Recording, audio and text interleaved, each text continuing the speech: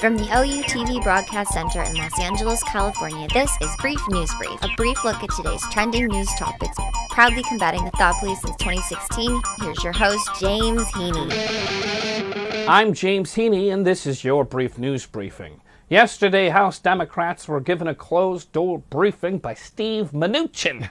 Steve Mnuchin is the Treasury Secretary, and you might not realize it, he's also a big-time movie producer. Ooh, I hope I get to meet him. He does big-time Hollywood movies. You might not realize it. In fact, he produced the prequel to this week's fiasco. It's called The House, but that one starred Will Ferrell and Amy Poehler. Yeah, that was produced by Steve Mnuchin's money. Well, this is a different story. It's kind of an unrelated sequel. They couldn't sign on Amy Poehler and Will Ferrell. Instead, they got this new comedy duo, Steve Mnuchin and Russia. It's a slow-moving movie. The dialogue's not quite as punchy, not as funny.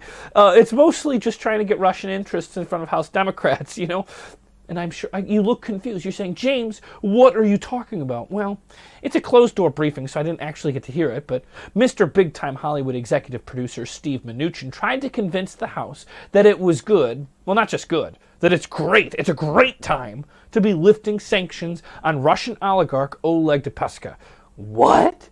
Well, what's confusing, or I wouldn't say confusing, maybe coincidental, this is happening just days after it was revealed that Paul Manafort, Trump's former campaign manager, gave Russia polling data in the months leading up to the election, which would be used to, I don't know, this is just a shot in the dark, maybe target disinformation campaign on social media to certain demographics that could swing a tight election in Putin and Trump's favor.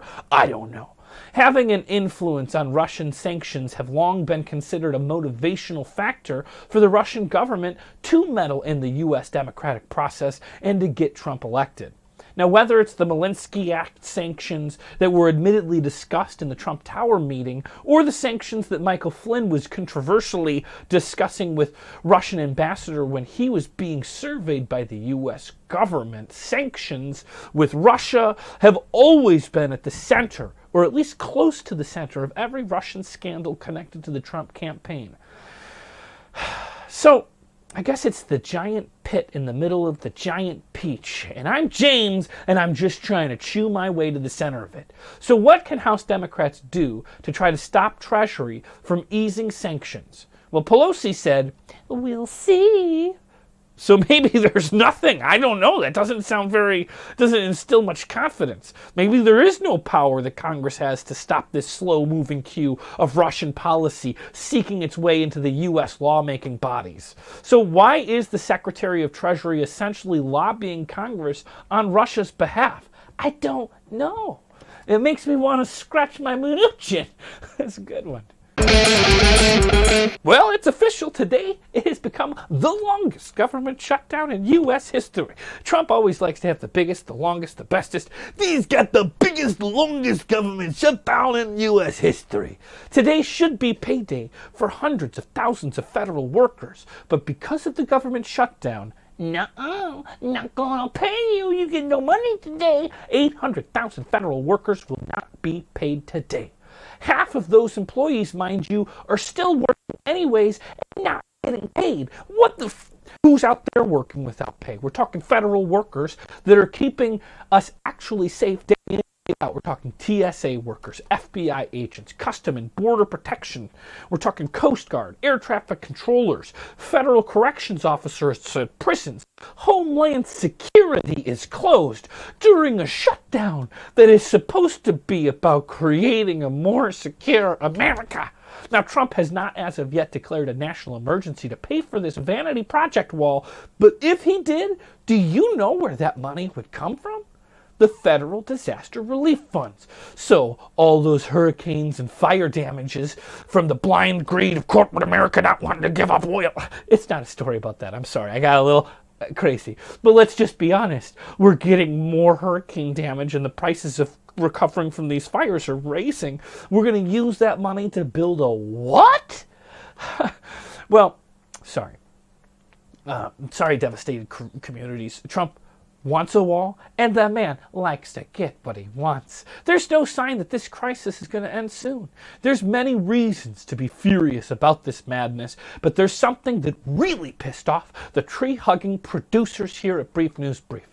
In Joshua Tree National Park, just a few hours outside of Los Angeles, there are just a few rangers to police a huge desert park. The park is remaining open, and people are off-roading, damaging the land and the trees, even cutting down Joshua trees so they can drive wherever they want. Now, volunteers are stepping in to try and stop the inhumanity, cleaning up the trash and stuff, but we need a hero here.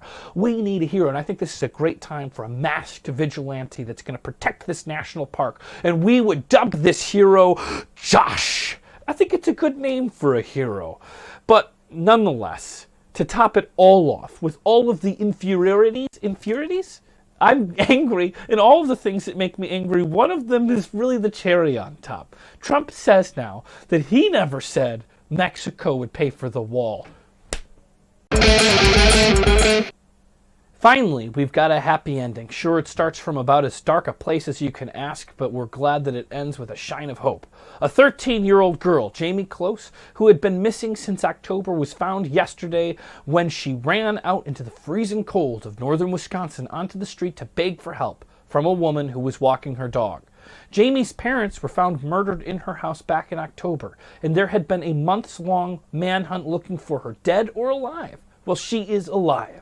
21-year-old Jake Thomas Patterson has been arrested on 2 counts of first-degree intentional homicide in the killing of Jayme's parents and 1 count of kidnapping.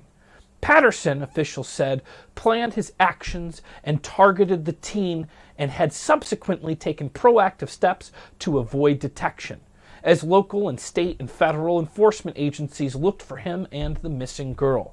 She escaped her captor and will live to tell the tale.